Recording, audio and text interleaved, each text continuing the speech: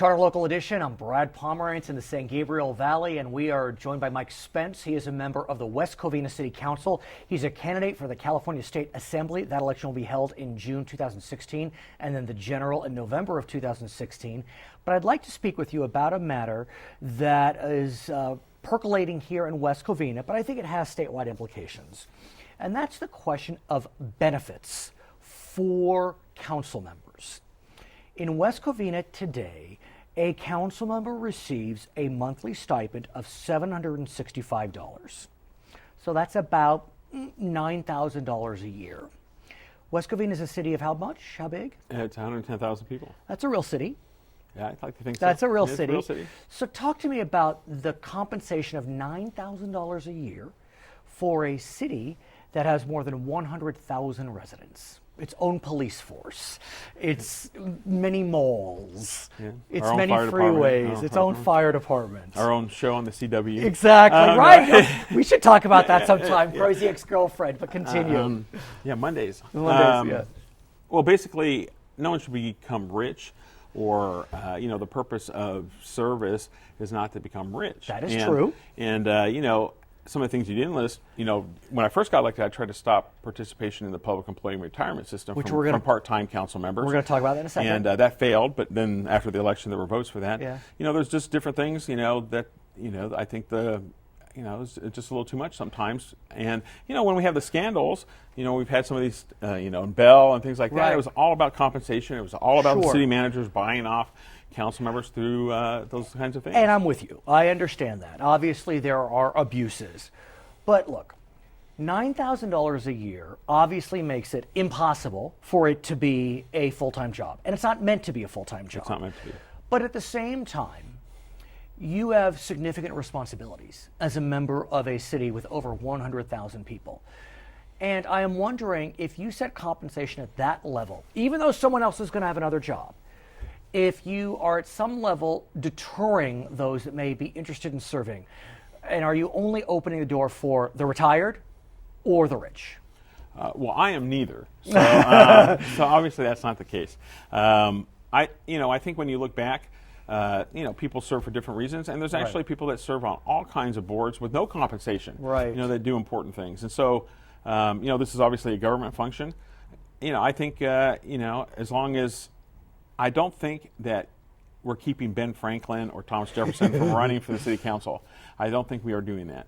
And so I think, at the same time, you don't want people running for city council because they want to get all the benefits. And that happens as well. And let's talk about the benefits, because until, I guess currently, it's changing, but currently, a member of the West Covina City Council receives life insurance, dental insurance, vision insurance, health insurance. They receive a $300 per month car allowance.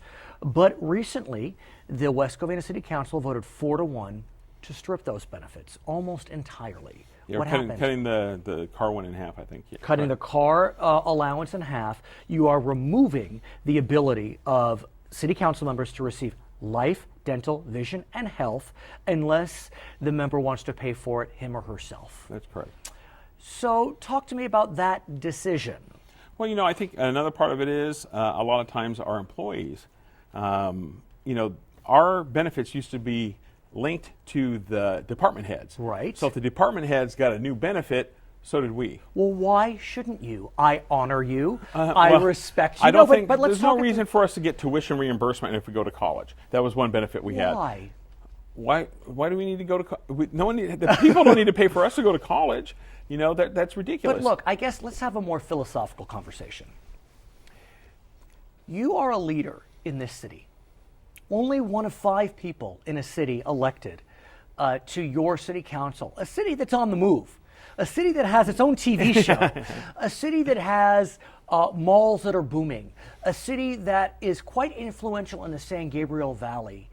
What would be so wrong if we just gave you a little bit of a break by paying for your health insurance if you didn't have access to it otherwise? I'm not saying there's necessarily, because most cities do that. Most cities do give that, smaller ones around us. We're saying we decided in West Covina not to do that. and I think that's a decision we made to lead the way. As you said, we're a leader. We aren't going to make it possible for people that they want to have an incentive to run just to get that. But do you think people people really have an incentive? Absolutely, I mean, if you're only absolutely. making I know someone on a $9,000 school board that actually goes, maybe if we gave lifetime benefits, this one person would not run again, and I could get rid of her because she only runs for the health insurance. And, and you have that happen. You have people retire at different times. They resign from the board so they can time their retirement. But that happens. But that's not just elective office. No, I mean, but it is elected. But it does happen in elected office. There are people that resign their seats that they've been elected to, so their retirement can coincide with a certain public employee retirement. Right, but you have state employees doing that too. You have city employees doing that too. Right, but you feel as if with electeds there's a different standard. Yeah, but these are part-time positions, and they're not meant to be places where people feather their nests. At the same time, are you creating a scenario where you really are only inviting the wealthy and the retired? And like I said, I'm neither. And right, I don't but you are fortunate.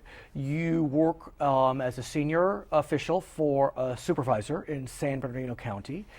And, what about a young upstart that's looking to get his start or her start? I mean, look, city councils are a farm system. And I say that with appreciation.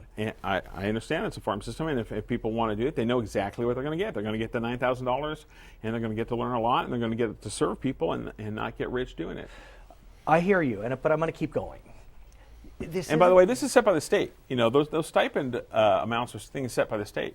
So there's state guidelines for those things as well. But I guess I want to get to a place, and maybe I have a bias, where we honor and respect and appreciate our elected officials.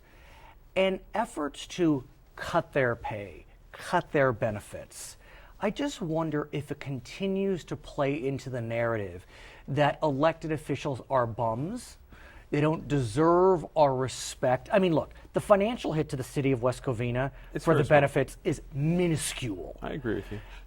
And so, I just feel like I don't think the amount of money someone gets paid is equal to the respect that they necessarily should be given. Because there's people that are very wealthy I don't respect. I agree. There's people that would be viewed as very poor, and what they do and how they provide for their families, to me sometimes is very impressive. Right, but so it's the I message. Don't think it's I mean, again, I'm trying to go to another level. You want to go philosophical? I mean, I don't think money makes the man or woman. I don't agree. think it does. I agree. But, cut the pay of electeds, cut the benefits of elected, impose term limits. It's constantly we're in this era where, look, experience isn't as important as it used to be. We can look at, some of the presidential candidates. Is it so wrong to want to make it just a little bit easier for an elected official? Well, one way to make it easier is we can stop doing stuff for everybody else. That's one of the things that's kind of happened since the founding of the country is government's taken on more and more responsibility. Okay. And so I think it's one of the ways that we try to pretend we're more important than other things. I always ask the question. We have goal setting in West Covina. Sure. And I always go, where's the goal to leave people alone? Yes. And how do we judge that? Where do we have that? Because I want to leave people alone.